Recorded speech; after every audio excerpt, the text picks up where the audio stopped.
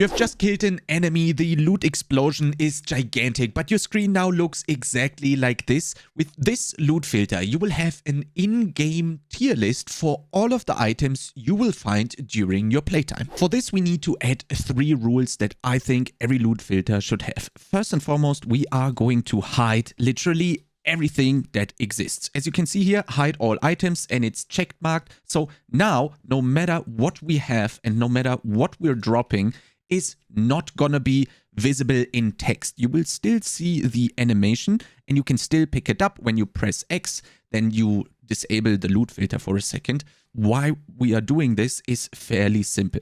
Because we only want to see specific things. We don't want to go and hide everything else because that would be way too much. Instead, what we want to do is we want to hide everything and then only show the things that we really care about. Second rule that, in my opinion, needs to be in every loot filter is a show, and we need to have the rarity, and we want to see set items. We also want to see unique items and exalted. No matter what, these are gonna be shown all of the time because they are higher in priority than hiding all items. So if I'm going to pick up my legendary item now, there we go. This is how the priority works from top to bottom. But there is one more rule. We want to show all of the affixes that are advanced options right here above or more or equal than tier 7.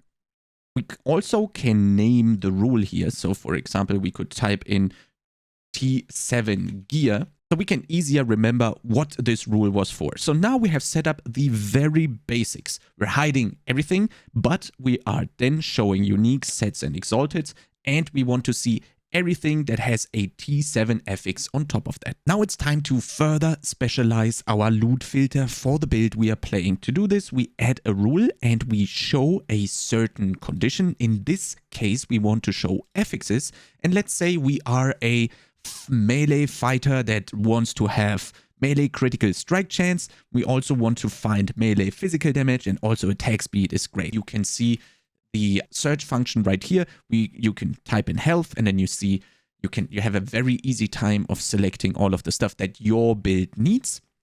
And then we are going to emphasize this if you want. This is basically making the text all caps and very visible, but way more important than that is that we are going to recolor it.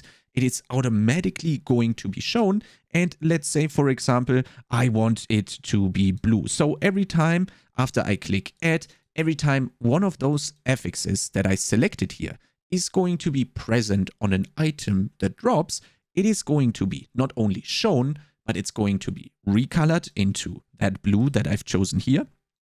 And it's also going to be emphasized. So every time I see this blue item somewhere in the world, I know that item has an affix that I really want. There's also the option to have a character level dependency. In this case, the filter is going to enable and disable itself whenever you reach certain thresholds. So for example, let's say I only want to see these affixes between level 1 and 12. So now this one is going to be active in this time frame between those 2 levels. Now that we have understood the basics, it's time to set up our in-game tier list for the items that we're going to find. In this case, my logic is going to be very similar to the coloring in-game. So we have magic, we have rare, and we have exalted items and also more, but let's stick with these.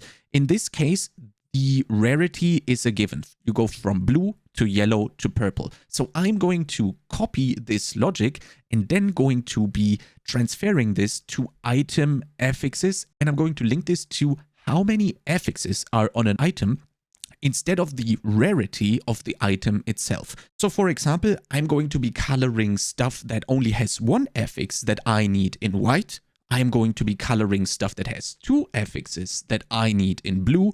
3 are going to be rare, and then 4 is going to be purple. It is very easy to set up. For this, you are going to create a rule, and you're going to show, add a condition, affixes. Now, you need to find out all of the affixes that your build needs. So for example, health. This is going to take a little bit of time, but you only need to do this once per filter. So let's say I need the health here, and now I'm also a melee-based character, so I go with tap in melee, so then I can increased area for melee area skills, for example. I need the melee damage, the attack speed, and the critical strike chance. And this way you go through all of the affixes that your build needs. So you're going to end up with something like 50 or so. But again, you only need to do this once. When you are setting up this first big group of affixes, make sure you leave out the idles completely, because we are going to cover that in the later portion of the video. After you have filled this master rule and it says like 50 affixes or so, you can also rename it to master rule if you want to, but it's not needed. Then you are going to duplicate this rule 4 times. So 1, 2, 3, 4. Now, all of these rules have your pre-configured affixes that are really important for your build. Now it's time to give them a color. In this case, you are going to change to recolor, and if you are following the same logic as me, the first one is going to be white, the least rare of all of them. And it's going to highlight the items with the affixes that you selected in our big list with at least one of these in white. Update, you can also give this a name, for example, one affix. And then you update this. Next one is going to be the next rarity. For me, the logic stays the same. It's going to be blue, and then confirm. Now the only thing you need to change here is 2. Again, this one is probably a way higher number for you, maybe between 40 and 60, depending on how many stats your build needs. Next one is going to be this one, and we are going to recolor to yellow, because that's rare in my head. And then this one is going to be 3. And the last one we are going to set up, and again with a recolor, and that one is going to be purple for the exalteds. And this time, this one is going to have 4 of the affixes we pre-selected. So what we have right here is now a tier list for every item that drops. If it only has one of the affixes that we pre-selected, it's going to be white, no matter the real rarity of the item itself. And that goes up and up and up. 2 affixes blue, 3 affixes orange or yellow, and 4 affixes that our build needs in purple. Now we have one master rule remaining, and if you remember, back in the video, I told you to leave out the idles. This is what we're going to include now. For this, we are going to add another condition. We want the item type, and we want to select all the idles right here.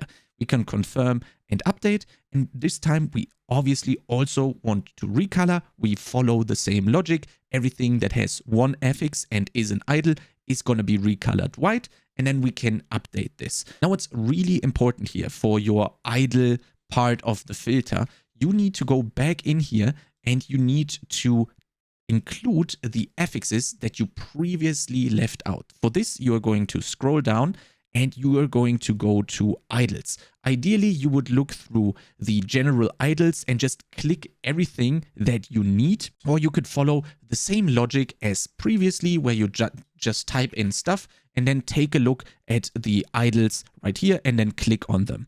Now, when you have filled up the big group with even more stuff for the idles, and you have set up the item type to be the idles, you are set. This needs to be a 1 because this is our white recolor.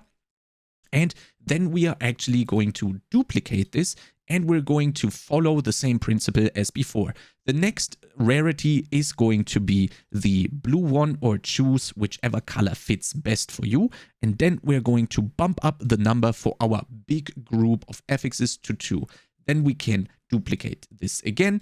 We are going to recolor this now to yellow. In this case, we're going to put this to 3. Update. We can now duplicate again. And one last time, we're going to recolor. We're going to color exalted.